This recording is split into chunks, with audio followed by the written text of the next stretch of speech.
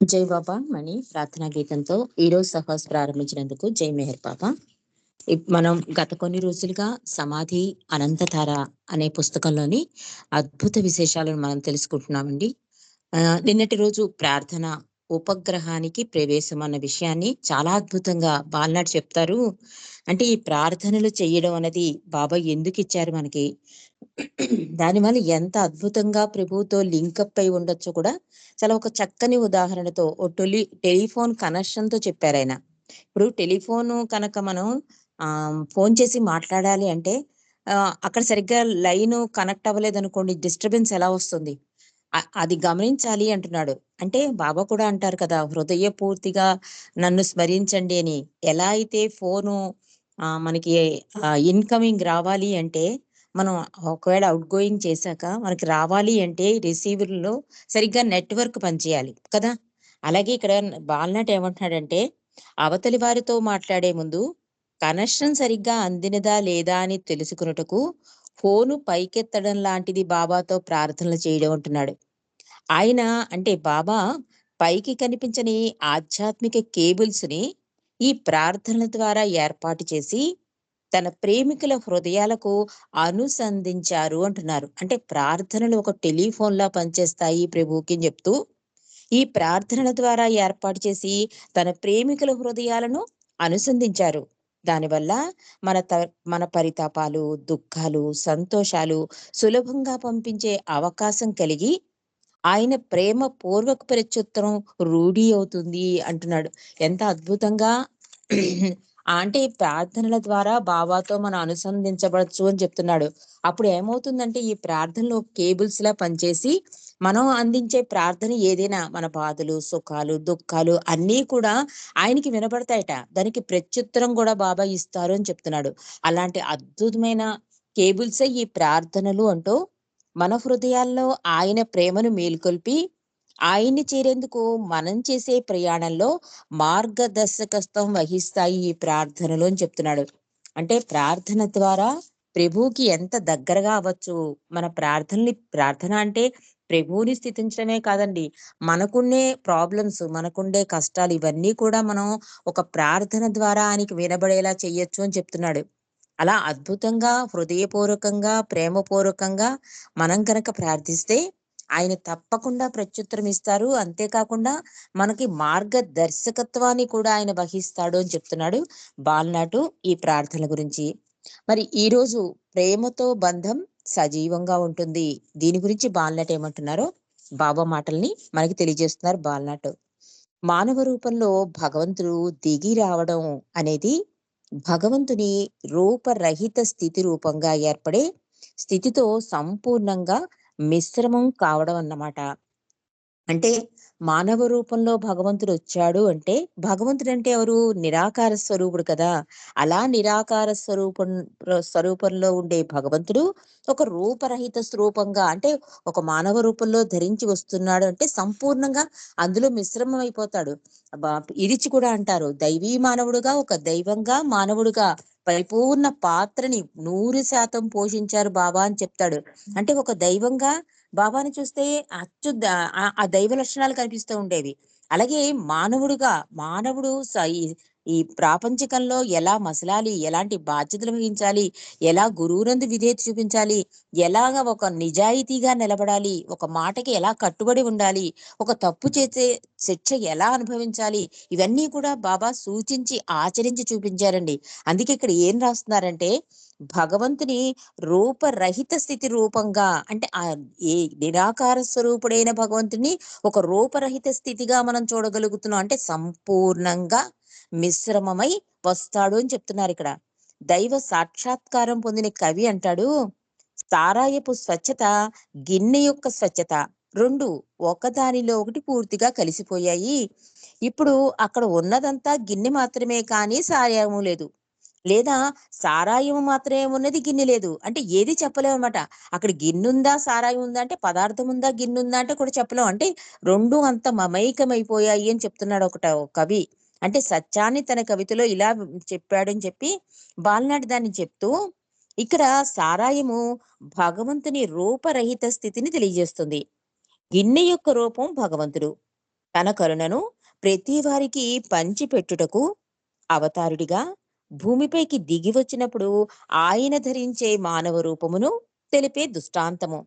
ఏకకాలంలో దైవీ మానవుడు తన రూపరహిత స్థితి మరియు రూపు ధరించిన స్థితుల ద్వంద్వంలో పని చేయటం ఆయన అవతార యంత్రాంగంలో స్పష్టంగా విశదమవుతుంది.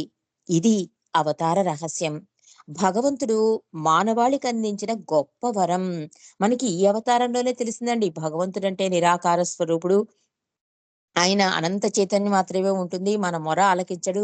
మానవ రూపం ధరించాకే మన మొర ఆలకిస్తాడు. సద్గురువులు పిలుపుల మేరకే కిందకి దిగి వస్తాడు. ఈ విషయాలన్నీ కూడా మనకి మెహరి ప్రభువు చాలా విశదపరచడం వలన మనకి కొంత అవగాహన అయితే కలిగింది భగవంతుడు. కానీ ఇదివరకు ఏమనుకునేవాళ్ళం, భగవంతుడు అంటే మనం పూజించే రాముడే భగవంతుడు. ఇంకెవరు భగవంతుడు కాదు. భగవంతుడు అంటే ఒకటే అవతారం, ఒకటే భగవంతుడు. ఆయన దేశకాలమాన పరిస్థితులను బట్టి అవతారాలు దాలుస్తూ ఉంటాడు అని చెప్పి బాబా 3529 సార్లు అవతారాలు దాల్చానని చెప్పారు. అంటే ప్రతిదీ కూడా ఓపెన్ బుక్. నిన్న కూడా మనం చెప్పుకున్నాం. అలాగా ప్రతిదీ ఆధ్యాత్మిక విషయాలన్నీ కూడా విశదపరిచేశారండి. అందుకే ఇక్కడ బాలనాడు కూడా ఏమంటున్నాడంటే, ఆ భగవంతుని యొక్క స్థితి మనకు అవగతం చేసేసారు బాబా. ఎలాగా? ఆయన అవతారుడిగా వచ్చినప్పుడు దైవీ మానవుడిగా వస్తాడు. దైవంగా మానవుడిగా 2 పాత్రల్ని కూడా పోషిస్తాడు. దానివల్ల 2 మమైకమైపోతాయి. దైవము, మానవుడు 2 కూడా. అందువల్ల అక్కడ దైవం ఉందా? మానవుడున్నాడా అంటే చెప్పలేము. మనం ఇందాక చెప్పారు చూడండి, సారాయపు స్వచ్ఛత, గిన్నె యొక్క స్వచ్ఛత అని ఎలా చెప్పారో, అలాగే ఇది అవతార రహస్యం. భగవంతుడు మానవాళికి అందించిన గొప్ప వరం. అంటే మనం అద్భుతంగా మన భౌతిక నేత్రాలతో మనం ఆయన్ని చూడగలమండి. ఆయన స్పర్శ భాగ్యం కలిగించుకోగలం. ఆయన చేతుల మీదుగా ప్రసాదం అందించుకున్నాం. నెక్స్ట్ ఆయన్ని సేవించడానికి ఆయన చేతే రచించుకుని ప్రార్థనలు అందించుకున్నాం. ఇంత అద్భుత వరాలు ఇస్తాడండి భగవంతుడు కిందకి దిగి వస్తే కనుక. కాబట్టి బాలనాటి గారు ఏమంటున్నారంటే, ఆ ఆయన నియమిత కాలాల్లో తమ సుఖ సంతోషాల కోసం మానవుల వెర్రితనం ప్రమాద స్థాయికి చేరి భగవంతుని స్వార్థ రహిత ప్రేమ యొక్క స్వచ్ఛమైన గుణం భ్రష్టు పట్టినప్పుడు ఆ యుగపు పంచ సద్గురువులు రూపరహితుడు అనంతుడైన భగవంతుణ్ణి మానవ రూపంలో అవతారుడిగా దిగి వచ్చేటట్లు ఆతురత పెడతారు. ఎవరు? సద్గురువులు. అవతారుడి రూపం భగవంతుని అనంత ప్రేమ యొక్క మూర్తీభవించిన అవతారం. ఈ పరిశుద్ధ ప్రేమ యొక్క లక్షణం అపరిమితము మరియు ఏ షరతులు లేనిది. అంటే ఒక భగవంతుడు ఎలా కిందకి దిగి వస్తాడో చెప్తున్నారు ఇక్కడ. ఇక్కడ మళ్ళీ ఇంకోసారి బాలనాటి గారు చెప్తున్నారు. ఎలాంటి సమయంలో దేశంలో పరిస్థితులన్నీ అల్లకల్లోలమైనప్పుడు భగవంతుని యొక్క ఆ స్వార్థపూరిత ప్రేమ పంచి వెళ్తాడాయన. అదే కదా అంటారు, ప్రెజెంట్ నేమో విస్మరిస్తాం, ఫ్యూచర్ కోసం ఎదురు చూస్తాం, గడిచిన కాలాన్ని పూజిస్తాం, మానవుల్లో మార్పు రాలేదు అంటారు బాబా. అంటే గతించిన కాలాన్ని పూజిస్తాం. ప్రెజెంట్ బాబా నేనున్నాను, నీ దగ్గరే ఉన్నాను, నీ ఊపిరి కన్నా దగ్గరగా ఉన్నాను, నిన్ను ప్రేమించుకోలేనంతగా నేను నిన్ను ఇన్ని చెప్పినా కూడా మనం పట్టించుకోం, అపహాస్యం చేస్తాం, దాన్ని మతం కింద చేసేస్తాం. మళ్ళీ ఏం చేస్తాం? నన్ను భగవంతుడు రక్షిస్తాడు, వస్తాడని ఎదురు చూస్తాం. అంటే ఫ్యూచర్ కోసం ఎదురు చూస్తాం. ఈ మానవాళిలో మార్పు రానంతసేపు నేను ఇలా రావలసిందే అని చెప్పారు బాబా. కాబట్టి ఇక్కడ కూడా ఏమని చెప్తున్నాడంటే బాలనాటు, భగవంతుని స్వార్థరహిత ప్రేమ యొక్క స్వచ్ఛమైన గుణాన్ని భ్రష్టు పట్టించినప్పుడు, అంటే ఆయన ఏదైతే సూచించి ఆచరించి చెప్పి వెళ్తాడో వాటిన్నిటిని కర్మకాండల కింద, యుద్ధాల కింద, మతాల కింద చేయడం వల్ల భ్రష్టు పట్టేస్తాయి. అప్పుడు ఏం చేస్తారు సద్గురువులు? నిస్వార్థంగా భగవంతుని ప్రార్థన చేస్తారు.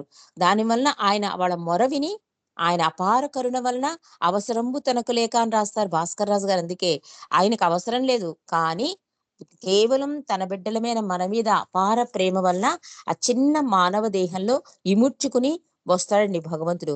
అందుకే ఇక్కడ ఏమంటున్నారంటే, ఈ పరిశుద్ధ ప్రేమ యొక్క లక్షణం ఏంటంటే అది అపరిమితము, ఏ షరతులు లేనిది.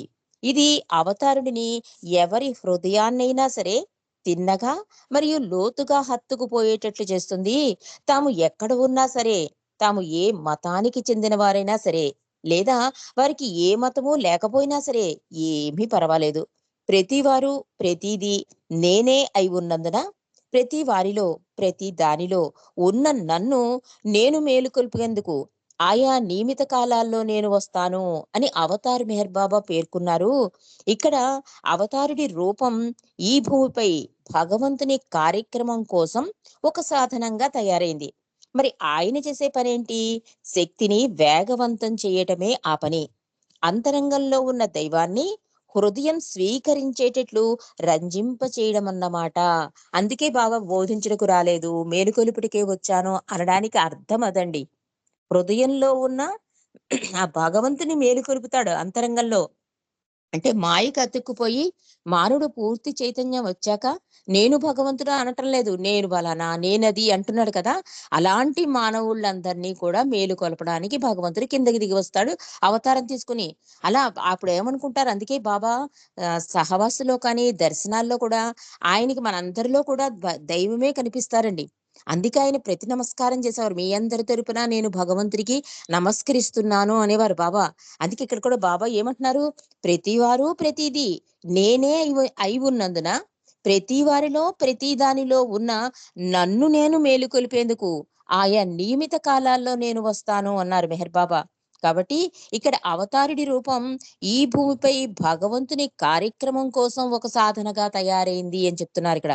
అంటే మరి ఆయన చేసే పనేంటి? అది సాధనంగా చేసుకుని, అందుకే బాబా అంటారు కదా! ఇది నేను ధరించి వచ్చిన కోటు, అంగి అనేవారు శరీరాన్ని. ఇది నా శరీరం కాదు. ఇదసలు నిజమైన దర్శనమే కాదు అనేవారు బాబా. మనకప్పుడు అవగతం అయ్యేది కాదు. కానీ బాబా ఇవన్నీ చెప్పడం వల్ల బాబా ఏం చెప్తున్నారు అంటే, ఒక సాధనంగా తీసుకొస్తాట అవతారాన్ని భగవంతుడు. ఆయన చేసే పనేంటి? శక్తిని వేగవంతం చేయడమే. ఆంధ్రప్రదేశ్‌లో అండి బాబా కొన్ని 1,50,000 మందికి దర్శనాలిచ్చి 50,000 మందికి చేతి ప్రసాదం పంచారండి. ఎడం చెయ్యినెప్పుడితే కుడి చెయ్యి, కుడి చెయ్యినెప్పుడితే ఎడం చేత్తో చేశారు.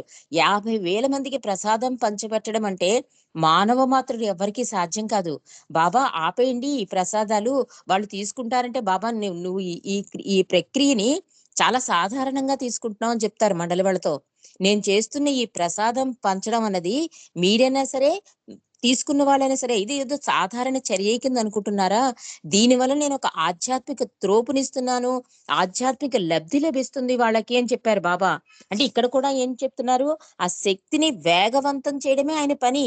అవతారుడిగా వచ్చింది అందుకే. అందుకే బాబా హైయెస్ట్ ఆఫ్ ది హై కూడా డిక్లేర్ చేసింది కూడా అందుకేనండి. నీ కోరికలు తీర్చడానికి, నీకు ఉద్యోగాలివ్వడానికి నేను రాలేదు. అలాంటివి కావాలంటే వేరే సాధువుల దగ్గరికెళ్ళిపోండి. నేను చేసేది ఏమిటి అంటే, నీ ఆత్మకి ఏది మంచి జరుగుతుందో దాన్ని ఇస్తాను తప్ప నువ్వు అడిగిందల్లా ఇవ్వను అన్నాడాయన. తండ్రిని కనుక నన్ను కాకపోతే ఎవరినడుగుతారు? మీరడగండి. కానీ ఆ కోరిక అలా తీరాలని మాత్రం అడగకండి అన్నారు బాబా. అంటే ఒక తండ్రి పాత్ర, గురువు పాత్ర, దైవం పాత్ర, మానవుడిగా అన్ని రకాల పాత్రలు సంపూర్ణంగా అవతరించిన అవతారం మన మెహర్ అవతారం అండి. కాబట్టి ఇలాంటి పరిపూర్ణ అవతారం ఇంక మళ్ళీ రాదు అని కూడా బాబా చెప్పారు. అంటే అంత వెసులుబాటు ఉంటుంది. భగవంతుడు కనుక అవతారుడుగా కిందకి దిగి వస్తే అంత వెసులుబాటు ఇస్తాడు. ఎలాంటి వెసులుబాటు? తనే సూచించి, ఆచరించి ఇలా ఉండండి అని చెప్తాడు. కానీ మనం ఆచరణ చేయడానికి సిద్ధంగా లేం. కాబట్టి అక్కడ ఏం చేస్తాడంటే ఆయన చేసే పనేంటంటే శక్తిని వేగవంతం చేయడమే ఆ పని. అంతరంగంలో ఉన్న దైవాన్ని హృదయం స్వీకరించేటట్లు రంజింప చేయడం అన్నమాట. అంటే హృదయంలో ఉన్న భగవంతుని మేలుకొలపడమే ఆయన పని. అప్పుడప్పుడు మెహర్ బాబా గత జన్మల సంబంధం అనే పదమును తనతో కొంతమంది వ్యక్తులు తమంతట తామే యథేచ్ఛగా సాన్నిహిత్యాన్ని ఎందుకు అనుభవిస్తున్నారో వివరించేందుకు ఉపయోగించేవారు. దానిని బట్టి చాలా మంది బాబా ప్రేమికులు, ముఖ్యంగా తర్వాత సంవత్సరాలలో ఆయన రూపానికి తెరవేసిన తర్వాత, అంటే భౌతిక దేహం చాలించిన తర్వాత ఆయన చెంతకు వచ్చే వారితో తన సంబంధాన్ని పునర్జీవింప చేయుటకు బాబా యొక్క తీవ్రమైన విశ్వ కార్యక్రమం దోహదపడుతుందని తలపోశారు. ఎవరైనా సరే ఆ సమాధి అవతారిని మానవ రూపపు సరితూగనంత అమూల్య ధనాగారాన్ని కలిగి ఉన్నదని నిజాయితీగా భావిస్తే అది సహజంగా ఆయన సన్నిధానంలో ప్రత్యక్ష సంబంధాన్ని తెచ్చిపెడుతుంది. అందుకే బాబా సమాధి దగ్గరికి వెళ్ళినప్పుడు మనల్ని మనం మర్చిపోయి మన ఆత్మ మేలుకుంటుందండి. అందుకే సమాధి లోపలికెళ్ళిన ప్రతి వాళ్ళు కూడా చాలా అడుగుదాం అనుకుంటాం. మన సమస్యలు, మన కష్టాలు అన్నీ చెప్దాం అనుకుంటాం. కానీ అక్కడికెళ్ళేసరికి వైట్ పేపర్ అయిపోతాం మనం. ఏది అడగాలో తెలీదు. అసలు ఏం అడగాలో తెలీదు. అసలు ఎలా దండం పెట్టామో, ఎలా బాబాని చూసామో మైండ్ ఆఫ్ చేసేస్తాడు. అంటే మనసు మూత తెరిచేసి క్లోజ్ చేసేసి డోరు, హృదయ ద్వారాలు తెరుస్తాడండి. లోపలికెళ్ళగానే మనకు జరిగే వర్క్ అది. బాబా చేసే వర్క్ కూడా అదే. హృదయ ద్వారాలు తెరవడానికి ఆయన వచ్చాడు. కాబట్టి ఇక్కడ బాబా ఏమంటున్నారు, గత జన్మల సంబంధం అంటూ ఉండేవారట. దాని అర్థం ఏంటంటే, మనం చేసుకున్న కర్మ ఫలాలు ఇవన్నీ ఉంటాయి కదా! దీన్ని బట్టి బాబా సమాధి లోపలికెళ్ళాక అంటే బాబా భౌతిక నిర్యాణం అనంతరం కూడా ప్రేమికులు ఎంత ఆనంద అనుభూతిని పొందుతున్నారు అంటే, ఆయన చూసామండి. బాబా బాబా కనిపించారు సమాధిలో. లేతే బాబా సమాధి బయట కనిపించారు అంటూ ఉంటారు కొంతమంది చూడండి. అలా ప్రత్యక్ష సంబంధం అలా అనుభూతి కలగడానికి ఏంటంటే, గత జన్మల సంబంధం, నెక్స్టు బాబా చేసిన విశ్వ కార్యక్రమాల ఫలితం అని చెప్తున్నాడు బాలనాటు. అంటే ఆ ఆత్మల కోసం ఆయన నిర్విరామంగా వర్క్ చేస్తూనే ఉన్నాను. బాబా అదే అంటారు కదా! "నీ దుకాణం మూసేయి" అంటే మండలి వాళ్ళు ఇప్పుడే నేను ఓపెన్ చేశాను. ఇంకా వర్కే స్టార్ట్ చేయలేదు అంటారు బాబా.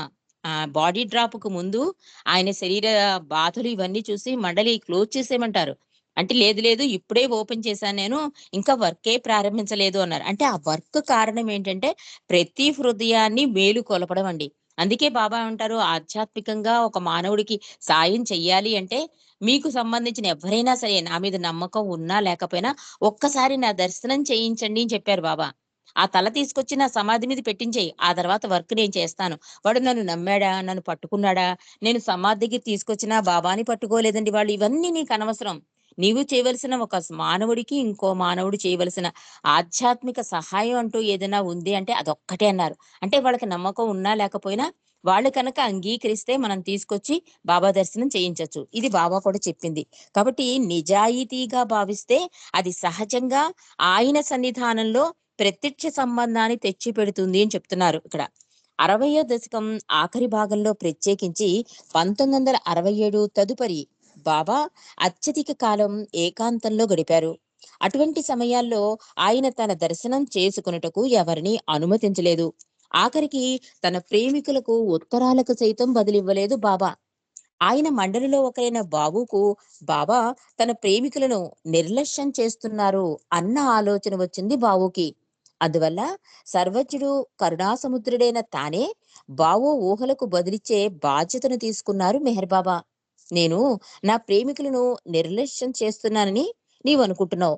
కానీ అది సరికాదు అంటూ బాబా తన కుడి తొడపై కొడుతూ తన విశ్వ కార్యక్రమం గుర్తుగా తన గదిలో ఒంటరిగా ఉన్నప్పుడు చేసే పనిని సూచించే విధంగా సౌజ్ఞన చేశారు. ఇది యథార్థమైన కార్యక్రమం. దీని ఫలితాల్ని నీవు చూస్తావు అని కూడా సూచించారు బాబా. ఆ సమయంలో బాబా మాటల్ని బావు అర్థం చేసుకోలేకపోయారు.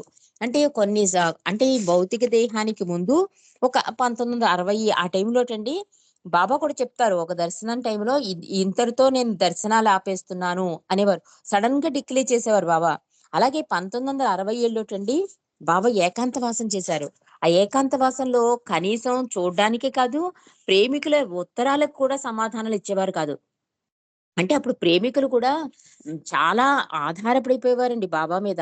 వాళ్ళ ఇంట్లో పాప పుడితే ఆ పిల్లకి పేరు పెట్టమని బాబాకి టెలిగ్రామ్ ఇస్తే, బాబాకి అవైలబుల్ అవ్వపోతే ఒక ఏడాది, 2 ఏళ్ళు ఆ పిల్లకి పేరు పెట్టకుండానే వెయిట్ చేసేవారు.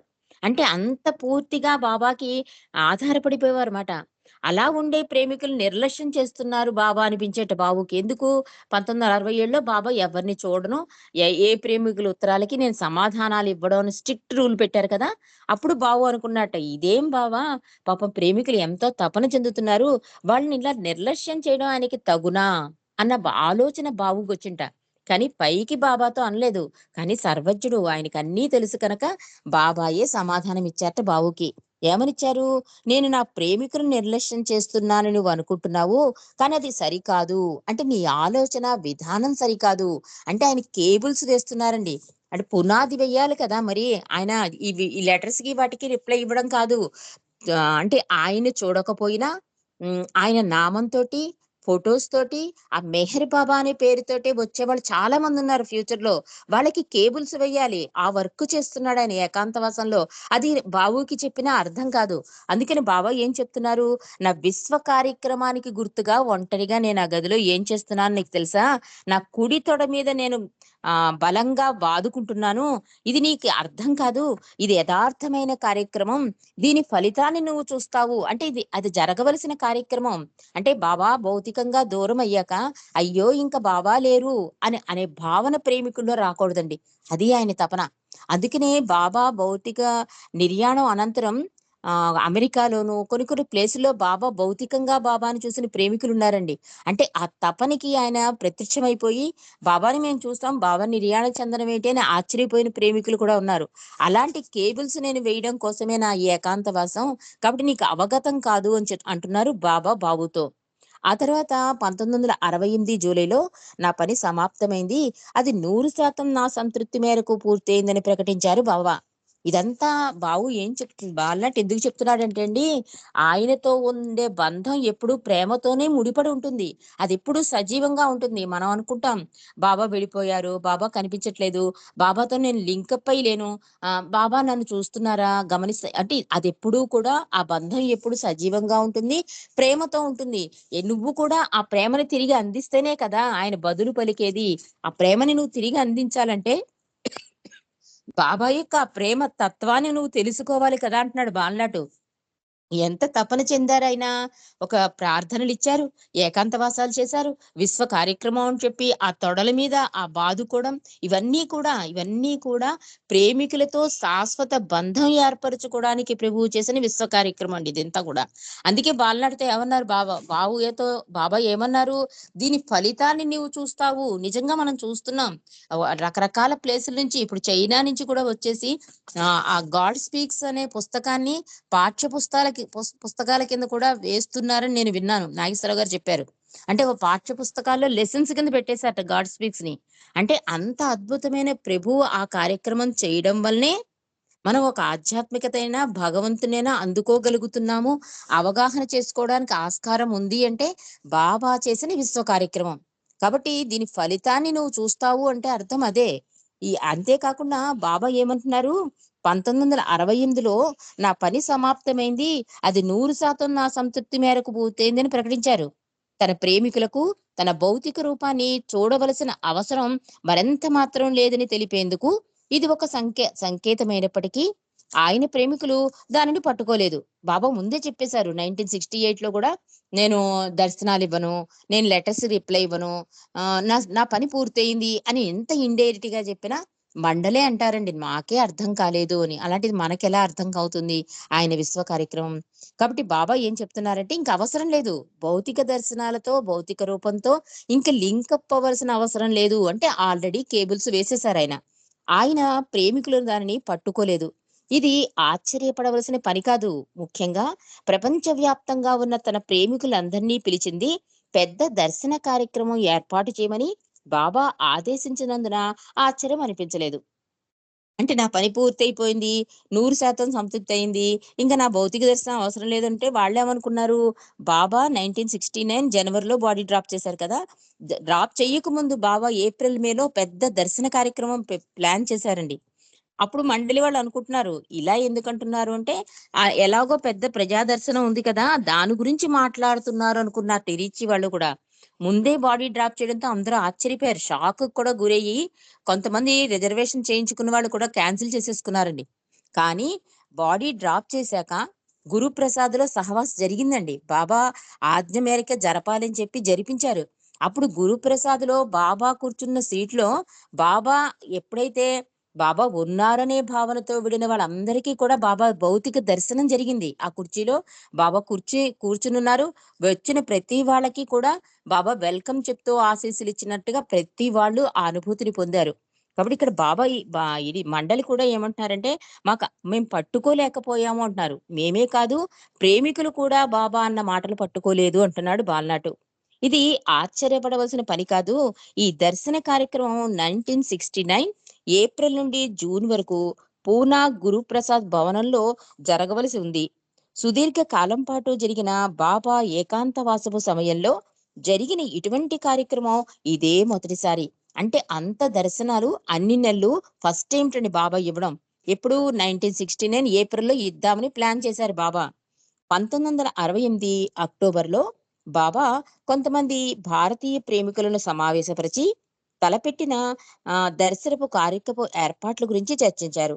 ఈ ఈ సమావేశంలో బాబా ఇలా ప్రకటించారు. 18 నెలలు సాగిన క్లిష్టతరమైన కార్యక్రమం వల్ల భారం అధికమైంది. నేను ప్రతిరోజు నా గదిలో కొన్ని గంటల పాటు ఒంటరిగా కూర్చునేవాడిని. నా మండలిపై పూర్తిగా మౌనం పాటించే బాధ్యతను మోపాను. అటువంటి గంటల సమయంలో ప్రతిరోజు ఎవరినీ నా గదిలోనికి అనుమతించలేదు. కష్టపడడం అనేది పని చేయటంలో కలగలేదు. చైతన్యపు అన్ని భూమికలలో నేను పనిచేస్తున్నప్పటికీ స్థూల భూమికతో నాకు ఉన్న లింకును పదిలంగా ఉంచుకున్నాను. ఈ బంధాన్ని సంరక్షించుకొనుటకు నేను వేడవకుండా నా పిడికిలితో నా కుడి తొడపై బాదుకునేవాణ్ణి అని చెప్తున్నారు బాబా. అంటే ఎంత కష్టపడ్డా కూడా నేను కష్టపడింది ఎందుకంటే మనతో ఉన్న లింకప్‌ని శాశ్వతం చేయడం కోసం బాబా చేసిన ఆ అవిశ్రాంత ఏకాంతవాసం అండి. 18 నెలలు చేశారట బాబా. నిరంతరం తీయకుండా ఇలా తొడపై బాదుకున్న ఫలితంగా బాబా తొడలోని కండరాలు మొద్దుబారిపోయి కొయ్యవలే గట్టిగా అయిపోయాయి. ఆ సమావేశం రోజున పూనాలో ఉన్న ఆ రోజుల నుండి తన వద్ద ఉంటున్న తన సన్నిహిత శిష్యులు ఒకరిని పిలిచి బాబా తన తొడని నొక్కి చూడమన్నారు. ఆ శిష్యుడు పైకి బహుశాంతంగా కనిపించే వ్యక్తి. కానీ బాబా కాలి తొడను అతడు పట్టుకున్నప్పుడు బావురుమని ఏడ్చేశాడు. ఆ స్పర్శతో బాబా ఎంత బాధను అనుభవిస్తున్నారో తెలుసుకుని తట్టుకోలేకపోయాడు అంటున్నారు. బాబా అలా తొడని బాదుకునేవారు కదా! అదంతా కూడా చాలా కండరాలు అంతా దెబ్బతినేసి మొద్దుబారిపోయింటండి. ఆ కుడి తొడంతా కూడా. బాబా చూపించారట. చూపించి అందులో శిష్యుల్లో ఒకతను చాలా శాంతంగా ఉంటాడట. అంటే చూడు కొంతమందిని చూస్తే వీళ్ళు చాలా శాంతమండి, వీళ్ళు చాలా స్మూత్‌గా ఉంటారంటారు కదా! అలాంటి శిష్యుడిని బాబా వచ్చి చూడు నా తొడ అంటే అతనిలో జస్ట్ ఇలా టచ్ చేసేసరికే బాబా బాధతో విలవిలలాడిపోయారటండి. అంటే అంత స్మూత్ టచ్‌కే బాబా విలవిల బాధపడ్డారు అంటే ఎంత బాధను భరిస్తున్నాడు తండ్రి అనే భావన వచ్చి అతను బావురుమని ఏడ్చేసాట. కాబట్టి ఇరిచి తదితరులు ఆయన ఆరోగ్య పరిస్థితి దుర్బలంగా ఉన్నందున 69లో జరగవలసిన దర్శన కార్యక్రమాన్ని వాయిదా వేయమని ఒత్తిడి చేశారు. తనకు ఎటువంటి సమస్య ఉండదని బాబా వారికి అభయమిస్తూ అవసరం వస్తే నేను పడుకుని దర్శనమిస్తాను అన్నారు బాబా. ఫ్రాన్సిస్ బ్రావజాన్ వైపు తిరిగి నేను నా దర్శనాన్ని పడుకుని లేదా కళ్ళు మూసుకుని ఇస్తే నా ప్రేమికులు తలకిందులవుతారా అడిగారు బాబా ఫ్రాన్సిస్ని. లేదు బాబా లేదు, నిన్ను దర్శించగలిగినందుకు వారు ఎంతో సంతోషిస్తారు, అంతే, అంతకంటే వేరే ఏమీ జరగదు అన్నాడు ఫ్రాన్సిస్.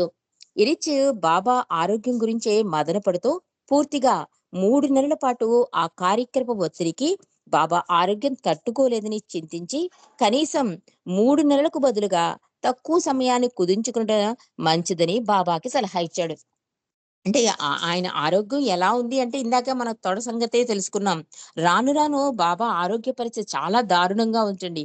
పైగా 3 నెలలు దర్శన కార్యక్రమాలంటున్నారు. అంటే కంటిన్యూయస్‌గా దర్శనాలివ్వడం అంటే 3 నెలలు మాటలు కాదు కదా! కానీ ఫ్రాన్సిస్ బ్రాబజాన్ అన్నట్ట, "బాబా మీకు కష్టమవుతుందేమో" అంటే అప్పుడు బాబా అంటున్నారు, "నేను ఒకవేళ కూర్చోలేననుకో, పడుకునిస్తే ఏమైనా నా ప్రేమికులేమైనా అనుకుంటారా?" అంటే, "ఏమీ అనుకోరు బాబా, అర్థం చేసుకుంటారు" అన్నట్ట ఫ్రాన్సిస్. కానీ ఈ రిచ్చికి మాత్రం అస్సలు నచ్చలేట. ఈ 3 నెలల కాలం ఎందుకు? పోనీ కొంచెం తగ్గించండి టైము. ఓ 10 రోజులో, 20 రోజులో దర్శనాలివ్వండి బాబా.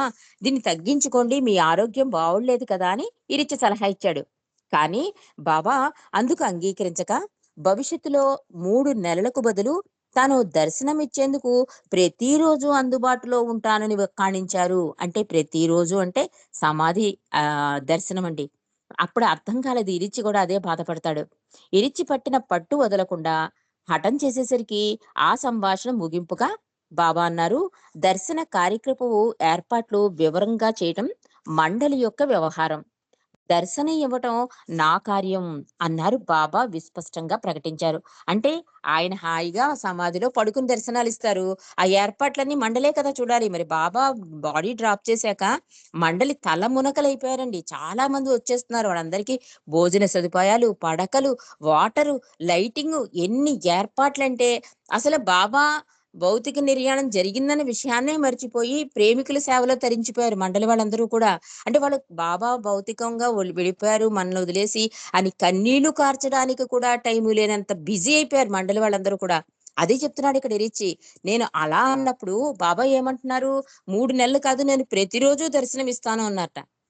అని అనేసరికి ఇరిచి కొంచెం బాధపడితే దాన్ని వివరించారు బాబా. ఒక పని చేద్దాం, దర్శన కార్యక్రమాల ఏర్పాట్లన్నీ మీరు చూసుకోండి. ఓన్లీ నేనొక్క దర్శనమే చేయిస్తాను అన్నారు. అంటే అప్పుడు ఏమనుకుంటాడు, ఓహో! ఆయన కూర్చుంటాడు. మిగిలిన కార్యక్రమాలను మనం చేసుకోవాలి అనుకుంటారు కదా మండలి వాళ్ళు. ఇక్కడ ఇరిచి కూడా అదే భావనతో ఓకే. కొంతైనా సాంతన పడ్డట్టు ఇరిచి. సుమారు 1 నెల గడిచాక మెహరాజా దర్శించేందుకు పాద్రి వచ్చాడు. బాబా ఆరోగ్య పరిస్థితి చూచి తట్టుకోలేక బాబాతో ఇలా అన్నాడు. బాబా, 3 నెలల దర్శన కార్యక్రమం గురించిన ఆలోచనను విరమించుకోండి. ఇప్పుడు మండలి వారంతా వృద్ధులైపోయారు. ఈ దుకాణం మూసివేయడం మంచిది అన్నాడు పాద్రి బాబాతో. బాబా ఎంతో తీక్షణంగా సౌజ్ఞలు చేస్తూ, దుకాణం మూయటమా, నేను ఇప్పుడే తలుపులను గెంటి బార్లాగా తెరవబోతున్నాను అన్నారు మెహర్ బాబా. ఆఖరి నెలలో బాబా యొక్క యూరియా కౌంట్ పరిమితులు దాటి ఎక్కువగా ఉండడంతో పరీక్షించవచ్చే డాక్టర్లు ఎవరికి అంతుపట్టక రీడింగ్ పరీక్షలో ఏదో పొరపాటు జరిగిందని అనుకున్నారు. అంటే ప్రతిసారి తండ్రి సూచిస్తూనే ఉన్నాడండి. ఎక్కడి నుంచి 67 నుంచి బాబా చెప్తూనే ఉన్నారు. నా కార్యక్రమం పూర్తయింది. నా ఏకాంతవాసం ముగిసింది. నేనింక నేను దర్శనాలివ్వను. ఇట్లా ఒక్కొక్క గేటు మూసుకుంటూ వస్తున్నారు బాబా. నా భౌతిక రూపంతో అవసరం లేదు. అంటే ప్రార్థనలు ఇచ్చేశారు. ప్రార్థనలతో లింకప్ అయితే ఆయన భౌతిక దర్శనం జరుగుతుంది మనకి. కాబట్టి ప్రార్థనలు ఇచ్చేశారు, సందేశాలు ఇచ్చేశారు, ఏకాంతవాసాలు చేశారు, దర్శనాలు ఇచ్చారు, సహవాసాలు చేశారు. ఇన్ని చేసేసారు. అన్ని లింకప్, అన్ని కేబుల్స్ వేయడం అంటారు దీన్ని. అలాగే ఏకాంతవాసంలో ఫ్యూచర్ లో రాబోయే ప్రేమికులకు కూడా ఏర్పాటు చేశారు బాబా. కానీ ఈ ఈ 69 లో దర్శనానికి మాత్రం ఎవరు ఒప్పుకోవట్లేదు. 3 నెలలు ఎలా ఇస్తావు బాబా దర్శనము అంటే, బాబా చెప్తున్నారు నేను పడుకుని వస్తే ఏమవుతుందని. అయినా కూడా అందరూ ఈ దుకాణం మూసేయండి అంటే ఇంకా బాబాకి కోపం వచ్చింది. అంటే అర్థం కావట్లేదు వాళ్ళకి బాబా పరిస్థితి గాని, బాబా చేసే విశ్వ కార్యక్రమం గాని.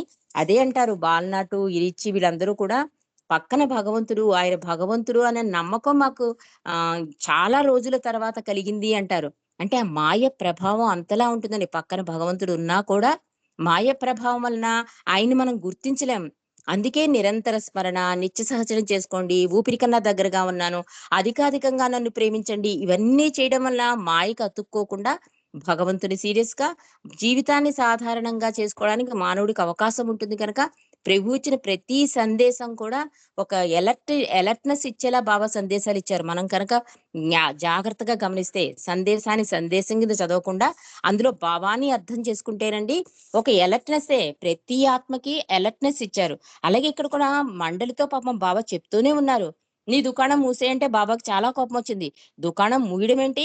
ఇప్పుడే నేను బార్‌లా ఓపెన్ చేసేస్తున్నాను దుకాణాన్ని అంటున్నారు బాబా. అలాగే ఆఖరి టైంలో అంటే 69 టైంలో బాబా యొక్క ఈ యూరియా కౌంట్ ఉంటుంది కదా! దాన్ని టెస్ట్ చేస్తే చాలా డౌన్‌కెళ్ళిపోయింట. అలాంటి స్థితిలో ఉన్న వాళ్ళెవరు కూడా బతకరు. చాలా ప్రాబ్లమ్స్ ఒస్తాయి. కానీ అదేదో పొరపాటుగా టెస్టింగ్ జరిగింది అనుకున్నారటండి. చూడండి ఎంత మాయ కమ్మేస్తుందో. అద్భుతమైన డాక్టర్లు బాబా దగ్గర ఉండి, ఆ యూరియా కౌంట్ చూసి ఇది తప్పు రికార్డింగ్ చూపించింది. ఇది ఆహ్, టెస్ట్ చేసే యంత్రం ఉంటుంది కదా! దాని ఫాల్టు అనుకున్నారట వాళ్ళు. చూడండి ఎంత మాయలో అది కమ్మేస్తుందో. కానీ ఇటువంటి పరిస్థితిలో ఒక సామాన్య మానవుడైతే ఇంత స్వస్థ చిత్తంగా, స్వచ్ఛమైన తెలివిగా ఉండక మురికి కంపు కొట్టేవాడు. కానీ బాబా కులాసాగా సంభాషిస్తూ చివరి వరకు పరిహాసములాడుతూనే ఉన్నారు. దివ్య తేజస్సుతో ఆయన ముఖం ప్రజ్వరిల్లుతూనే ఉంది. ఆయన శరీరం ఒక పసిబిడ్డ ఒళ్ళువలే తాజా పరిమళాలు వెదజల్లుతోంది. అంటే దాని వల్ల డాక్టర్లు కూడా బాబా ఆరోగ్యంగా ఉన్నారు. ఈ టెస్ట్ రిపోర్ట్‌లన్నీ రాంగు. ఆ మిషనే సరిగ్గా పనిచేయట్లేదు గానీ, బాబా ఆరోగ్య పరిస్థితి శుభ్రంగా ఉంది అని ఒక మాయ తెరని వాళ్ళ మీద వేసేసాడండి తండ్రి తెలియకుండా. 1969 జనవరి 30వ తారీఖున బాబా డాక్టర్ డాన్కిన్‌తో తానిప్పుడు సెలవ వేయబడుతున్నాను. అంత బాధను అనుభవిస్తున్నానని చెప్పారు. అదే రోజు రాత్రి బాబా మళ్ళీ ఇదే మాటను బాబుకు కూడా చెప్పారు. బాబా శరీరం ఈడ్పుల కంపములతో విలవిల్లాడుతూ తల్లడిల్లిపోయి మధ్య మధ్య మంచంపై నుండి అదిరిపడుతున్న బాబాను నిస్సహాయంగా చూడడం తప్ప ఏమీ చేయలేకపోయాడు బాబు. ఇది నా సిలువపై నన్ను కొరత వేయటం అని మళ్ళీ బాబా సౌజ్ఞ చేశారు. అవతారుడు మానవుడిగా సకల జగత్తు యొక్క బాధలను దానిని తన కాలంలోనే ఒక కొత్త శకంలోనికి తీసుకుని పోవుటకు తన పైకి తీసుకుంటాడు. రాను రాను ఈడ్పులు మరింత తీవ్రతరమయ్యాయి. డాక్టర్ గోహెరు చాలా గాబరాతో బాబా స్థితికి భయపడింది. బాబా అన్నారు, మర్చిపోకు, నేను భగవంతుడను అని బాబా ఆమెకు సౌజ్ఞ చేశారు. అంతకుముందు ఒక సందర్భంలో జరిగేది, జరగబోయేది అంతా నాకు తెలుసు. ఏమి జరగవలయున్నా నా ఇచ్చ లేనిదే జరగదు అని తెలియపరిచారు అవతార్ మెహర్ బాబా. జనవరి 31 మధ్యాహ్నం 12 గంటల నుండి 12:15 మధ్య బాబా శరీరం ఒక ప్రాణాంతకమైన ఈడ్పు వల్ల పట్టు చిక్కి ఆయన శ్వాస ఆగిపోయింది. ఒక గొప్ప సంఘటన జరిగిపోయింది ఆ రోజు. 69 దర్శన కార్యక్రమపు ఏర్పాట్ల ముసుగు కింద భవిష్యత్తులో తన దర్శనం ప్రతిరోజు అందుబాటులో ఉంటుందని బాబా ప్రపంచానికి సూచనలు అందించారు. అనుకోకుండా అంతకు మునిపెప్పుడు బాబాను చూడని వారెందరో అవతారుడి ఆహ్వానాన్ని గౌరవించి పూనాకు తండోపతండాలుగా రావడం చూచిన మండలి బాబా మాటల్లోని గూఢార్థంతో అందించిన విషయాన్ని గుర్తించారు.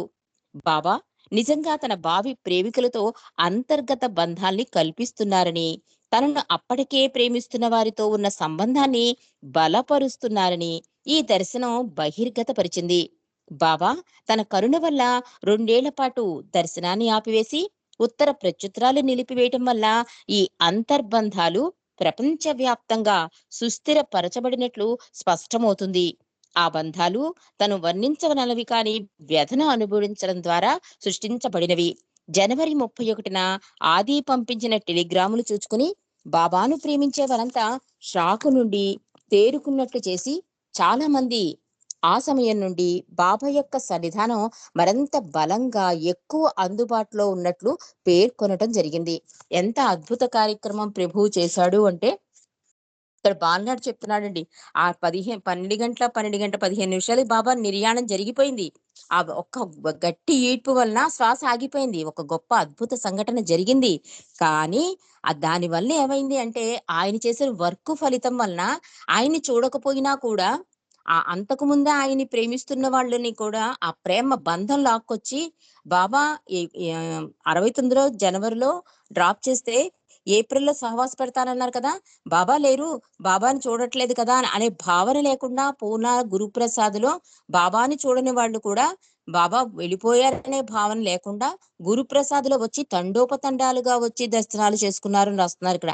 అంటే ఆయన ఏకాంతవాసంలో చేసిన వర్క్ అలాంటిది అంటున్నారు. అంటే ఆ బంధాన్ని బలోపేతం చేసుకోవడం కోసమే బాబా కొన్నాళ్ళు ప్రేమికులకి దూరంగా దర్శనాలు ఇవ్వకుండా ఏకాంతవాసం చేశారు అంటే ఆ బాబా చేసిన వర్క్ ఫలితమే ఈనాడు ఎంతమంది బాబా దాంట్లోకి రావడానికి, వాళ్ళ ప్రేమ బలపడడానికి, దానికి దేశ విదేశాలతో పని లేదు. ఎక్కడెక్కడ వాళ్ళు వచ్చి బాబా ప్రేమలో మునిగి తేలుతున్నారని చెప్పి బాలనాటి రాస్తున్నాడు. కాబట్టి బాబాను ప్రేమించే వారికి షాక్ నుండి తేరుకునేటట్టు చేసింది ఈ పూనా గురుప్రసాద్ సహవాసం రాస్తున్నాడు బాలనాటు. కొద్ది సంవత్సరాల్లోనే యావత్ భారత నుండి మరియు ప్రపంచమంతటి నుండి వేలాది మంది ప్రేమికులు మానవుల మధ్య మానవుడిగా ఆయన జీవించి ఉన్నప్పుడు మెహర్ బాబా పేరుని సైతం వినని వారెందరో ఆయన దర్శనం కోసం ఆయన సమాధిని దర్శించారు. ఈ కొత్త వారందరూ బాబాకు అంతర్గతంగా అనుసంధింపబడి ఉన్నప్పటికీ వారిలో చాలా మంది బాబా శరీరంతో కనిపిస్తున్నప్పుడు ఆయన్ని భౌతికంగా చూడలేకపోయినందుకు చేసేది లేక విలపించారు. ఈ భావాల వల్ల హత్తుకుపోయిన ఫ్రాన్సిస్ బ్రాబజాన్ ఒక కవితను రాశారు. అది ఇలా ఉంది: మనమంతా ఒక పడవలో లేమని నీతో ఎవరికీ చెప్పనీకు. ఆయన్ని చూచిన వారు ఒక అందమైన కోటు కంటే మిన్నయనిదేదీ చూడలేదు. ఎవరైనా ఆయన చూచినా చూడకపోయినా ఆయన ఇంకా ప్రతి హృదయం కవాటాన్ని తడుతూనే ఉన్నారు. మరి ప్రతి హృదయం ఇంకా పరులకు ఆశ్రయిస్తూనే ఉన్నది. అంటే కొన్ని కొద్ది మందికి, మరికొన్ని ఎక్కువ మందికి కావచ్చును. అంటే ఒక్కొక్కళ్ళకి ఒక్కొక్క అద్భుతమైన అనుభూతి అండి. అంటే ఒకళ్ళకి జరిగిన అనుభూతి అలాగే ఇంకోళ్ళకి జరగదు. వాళ్ళు చేసుకున్న బాబాతో ఆ లింకప్‌ని బట్టి ఉంటుంది కనుక బాబాని చూడలేదు అని బాధపడుతున్న వాళ్ళందరికీ ఫ్రాన్సిస్ బ్రాబజాన్ అదే అంటున్నాడు. అంటే ఆ అనుభూతి రకరకాలుగా ఉంటుంది కానీ, అది నిజమైన దర్శనం కాదని కూడా బాబా చెప్పారు కనుక, ఆ నిజ దర్శనం కోసం పాటుపడండి. అలా పాటుపడాలంటే మీ హృదయాల్లో ఉన్న బలహీనతలను దూరం చేసుకోండి. అప్పుడు ఆ హృదయ కవాటం తడుతున్న ప్రభువు అందులో ప్రవేశిస్తాడని ఫ్రాన్సిస్ బ్రాబజాన్ తన కవిత రూపంలో మనకి అందించాడు. బాబా తన రూపాన్ని ప్రపంచంతో తనకు ఉన్న లింకుని పునరుజ్జీవింపజేసి తన ప్రేమికుల హృదయాలలో తనకున్న సాన్నిహిత్యాన్ని స్థిరపరుచుటకే విడిచిపెట్టారు. మెహ్రాబాదులోని అద్భుతమైన పాలరాతి కింద ఆ శరీరం ఉంచబడినప్పటికీ ఈ బంధం ఈనాటికి చురుకుగా పనిచేస్తోంది. ఈ విధంగా బాబా తన శరీరాన్ని ఉంచేందుకు స్వయంగా ఆయనే ఎంచుకున్న ఆ ప్రదేశం అవతారుని అనంత చైతన్యం పనిచేయుటకు ఆయన్ని అక్కడ దర్శించే యాత్రికులకు మధ్య సజీవ సంబంధంగా తయారైంది. ఏమి అవగాహనో బాలనాటి ఎంత అద్భుతంగా రాశారో. మనం ఏమనుకుంటామంటే అది పాలరాతి రాళ్ళు అందులో బాబా భౌతిక శరీరం ఉంది అని అనుకుంటున్నారా మీరు? కాదు. దాని వల్ల ఏమైందంటే బాబాకి మీకు ఒక లింకప్‌ని ఇస్తోంది ఆ సమాధి అని చెప్తున్నాడు ఇక్కడ బాలనాటు. అనంత జీతం పనిచేయుటకు ఆయన్ని అక్కడ దర్శించే యాత్రికులకు మధ్య సజీవ సంబంధంగా తయారైంది ఆ సమాధి. మిగిలి ఉన్న అదృష్ట అవతార కాలాల్లో ఆ సమాధిలో మెహ్రాబాద్ సందర్శించే వారికి ప్రతి చోట ఉన్న ఆయన ప్రేమికులకు ఆయన దివ్యత్వాన్ని ప్రతిఫలింప చేయడం కొనసాగుతోంది అని చెప్తున్నాడు బాలనాటు. నా వ్యక్తిగత అభిప్రాయం ప్రకారం 1969 ఫిబ్రవరి 7 నుండి బాబా యొక్క ఆధ్యాత్మిక కార్యక్రమం ఒక తాజా ప్రమాణంలో మొదలైంది. మెహర్ బాబా యొక్క శరీరం ముసుగు వేయబడడంతో ప్రేమలో ఒక నూతన దైవ ఘటన ఆరంభాన్ని దాటించింది. మన దృష్టి నుండి తన భౌతిక రూపాన్ని కనుమరుగు చేయవలసిన సమయం ఆసన్నమైనదని బాబా నిశ్చయించారేమోనని, దీనివల్ల ఆయన దివ్య సముఖపు మన హృదయాల్లో మరింత ఎక్కువగా వికసిస్తుందని అనిపించింది. ఆ పురాణ పురుషుడు తన ప్రతి అవతరణలో ఒక నిర్దేశిత సమయానికి తన రూపాన్ని మరుగుపరుస్తాడు. దానివల్ల మానవాళి తన రూపరహిత స్థితిని నానావిధ మోసపూరిత విధానాలలో అనుభవించగలుగుతారు. అందువల్ల బాబాను కలిసిన వారు సైతం ఆయన ఈ కార్యక్రమపు కొత్త ప్రమాణములో మళ్లీ బాబాను కలిసే అవకాశాన్ని తమకు తాము సద్వినియోగపరుచుకోవడం ముఖ్యమని నేను అనుకుంటున్నాను. ఈ విషయంలో అంతా నాతో ఏకీభవిస్తారని నేను అనుకోవటం లేదు. కానీ ఇది మాత్రం నేను త్రికరణ శుద్ధిగా భావిస్తున్న విషయం అంటున్నాడు. అంటే మనం బాబాతో లింకప్ అవ్వడం కోసం ఆ సమాధి ఉంది. అంటే ఆయన ఇచ్చిన ప్రార్థనలు గాని, సందేశాలు గాని ఏదైనా సరే. కానీ ప్రతి అవతారంలో కూడా ఆయన మరణించారు అనే మాట అనకూడదంటాడు. బాలనాటి ఇరిచి కూడా ముసుగు వేసుకెళ్ళిపోయాడు. మళ్ళీ ఆ ముసుగు తీసుకొని మళ్ళీ అవతారం కిందకి దిగి వస్తాడు భగవంతుడు. ఒక అంటే మాయ ముసుగు వేసుకొని కిందకి దిగుతాడు. మళ్ళీ ముసుగేసుకునే మళ్ళీ వెళ్ళిపోతాడాయన. కాబట్టి చనిపోయారనే మాటే ఉండకూడదు. అది ఇక్కడ ఏం చెప్తున్నాడు? పురాణ పురుషుడు తన ప్రతి అవతరణలో ఒక నిర్దేశిత సమయాన్ని తన రూపాన్ని మరుగున పరుస్తాడు. అంటే దివ్య ప్రణాళిక ప్రకారం వస్తాడు. ఆ ప్రణాళిక అంతా అయిపోయాక ఆయన వెళ్ళిపోతాడు ఆ ముసుగు వేసుకుని. దానివల్ల మానవాళి తన రూపరహిత స్థితిని నానావిధ మోసపూరిత విధానాలలో అనుభవించగలుగుతారు. అంటే రకరకాలుగా వెళ్ళిపోతుందండి. బాబా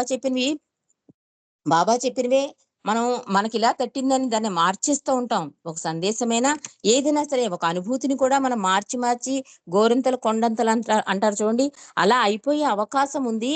కానీ బాబా చెప్పినట్లుగా ఈ కార్యక్రమం కొత్త ప్రమాణాల్లో మళ్ళీ బాబాను కలిసే అవకాశం తమకు తాము సద్వినియోగపరుచుకున్నట్టు అంటే ఎవరి అనుభవాన్ని వాళ్ళు ఎవరి మటుక్కు వాళ్ళు బాబాని గురించి తెలుసుకుంటే మాత్రం అది కరెక్ట్ వే అవుతుందని చెప్తున్నాడు బాలనాటు. ఈ విషయంలో అంతా నాతో ఏకీభవిస్తారని నేను అనుకోవటం లేదు. కానీ ఇది మాత్రం నేను త్రికరణ శుద్ధిగా భావిస్తున్న విషయం.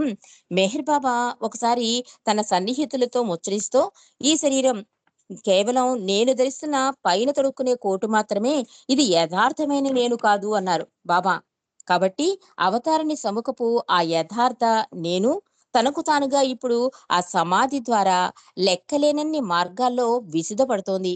అక్కడ వాతావరణం ఆయన దివ్యత్వపు సమక్షంతో నిండిపోయి తన ఘనమైన ప్రేమతో హృదయాల్ని మేల్కొల్పుతోంది. ఆ సమాధిలో ప్రవేశించడం అంటే పవిత్రత యొక్క నిర్మలమైన జల నిధిలో స్నానం ఆచరించడమే. అది కేవలం మనస్సు మరియు హృదయపు మలినాలను మాత్రమే పరిశుద్ధపరచడమే కాక ఆయన యొక్క ప్రకాశవంతమైన సమక్షంలో అట్టివారి సర్వస్వాన్ని పరిమళింపచేస్తుంది. మెహర్ బాబా అవతారిని భౌతిక సహవాసం కోసం తప్పించే తన ప్రేమికులకు ప్రత్యుత్తరం ఇస్తున్న చోటే ఆ సమాధి. అరుదైన అదృష్టవంతులు ఎవరైనా అక్కడికి ఎప్పుడు వెళ్ళినా శారీరకంగా గాని ఊహల్లో కాని ఇది ఒక అద్భుతమైన పవిత్రతను అట్టివారి మనస్సులకు హృదయానికి కలిగిస్తుంది. శాశ్వత ప్రీతముడైన బాబాని నిష్కపటంగా పిలిచే ఎటువంటి హృదయ కవాటపు తాళానైనా సరే తీసే తాళం చెవిని ఆ చిన్న గది కలిగి ఉన్నది అని రాస్తున్నాడు బాలనాటు అద్భుతంగా. ఇలా ఈ రోజు బాలనాటు చెప్పిన ఈ విషయం అద్భుత విషయం అండి. ప్రేమతో బంధం సజీవంగా ఉంటుంది అంటే ముగింపుగా ఏమంటున్నాడంటే, శాశ్వత ప్రీతముడైన బాబాని నిష్కపటంగా పిలిస్తే కనుక ఎటువంటి హృదయ కవాటం అంటే మన హృదయ ద్వారాల్ని తెరవడానికి ఆ చిన్న తాళం చెవి అంటే ఆ సమాధి గది చిన్న తాళం చెవి మనకి ఆ దారి సముఖం చేస్తుందని చెప్తున్నాడు బాలనాటు. కాబట్టి బాబాతో బంధం ఎప్పుడూ కూడా ప్రేమతో నిజాయితీగా నిష్కపటంగా సజీవంగా ఉండేలా చూసుకోవాలని బాలనాటు ఇక్కడ మనకి వివరించారు. మరి ఇక్కడితో ఈ బుక్ రీడింగ్ ముగిసిందండి. రేపు విశ్వాత్మక ముఖము అని బాలనాటు చెప్పే విషయాన్ని తెలుసుకుని ఈ బుక్ రీడింగ్ ని ముగించేద్దాం రేపు. మరి హారతికి జ్యోతి గారు రెడీగా ఉండాలి. జ్యోతి గారు జై బాబా హారతి పాడండి.